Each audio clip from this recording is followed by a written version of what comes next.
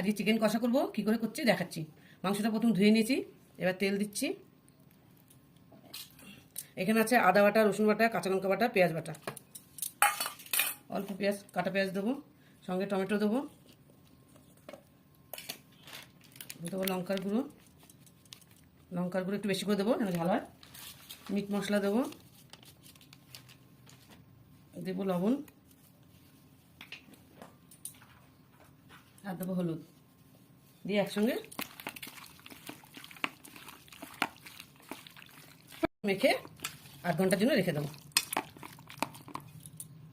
তেল দিচ্ছি, তেল গরম হয়ে গেছে, গোটা গরম মশলা দিয়ে দিলাম, পেঁয়াজ দিয়ে দিলাম। পেঁয়াজটা ভাজা হয়ে গেছে লাল লাল করে। এবার আমি মাংসটা যে মশলা দিয়ে মেখে রেখেছিলাম ওটা সবটা দিয়ে দিলাম।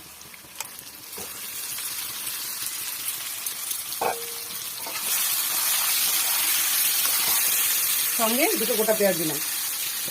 এবার এটাকে ভালো করে কষানো।